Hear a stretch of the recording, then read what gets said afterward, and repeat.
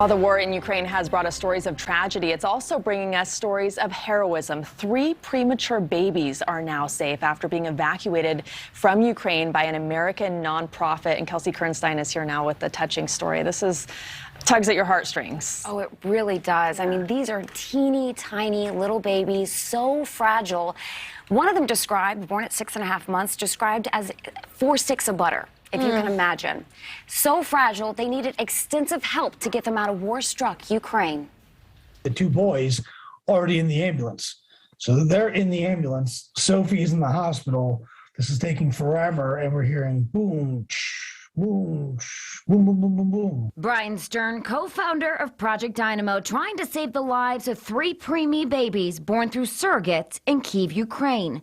Time not on their side. That 1 hour could be the difference between life and death, depending on where you are. But these babies, extremely delicate, hooked up to ventilators, oxygen, monitors. The windows at the hospital covered in tape. That way, when the windows get blown out, it's not pieces of glass going everywhere. Finally, all 3 babies make it into the ambulance. 2 American twin boys and British Sophie, born at just 6 months. But they aren't in the clear yet. Because Russia likes to shoot ambulances. Stern preparing for every single disaster, warm supplies needed in case they need to evacuate. It's freezing cold outside, and heat is the #1 thing that they need. And it's nearly a 20-hour trip to get to Poland. And it's race for the border. Drive as fast as we possibly can. We're weaving in and out of traffic. Sophie's parents in the back, but the twin boys' father waiting on his baby's arrival in Poland. You never seen them in the flesh, only by picture. They were born after the war started, then you can't get into Ukraine. Still not in the clear, dozens of checkpoints. They don't know if they're walking into a van full of Russian assassins.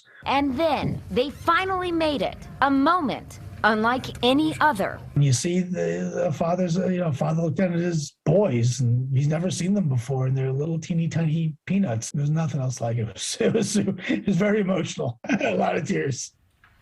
And Ruta, I spent a long time talking to Brian.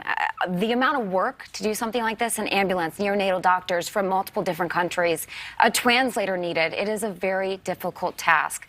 And now there's a lot more babies that need saving. Thank you so much for watching. Make sure to click on the red subscribe button below so you can get more of NewsNation's fact-driven, unbiased coverage.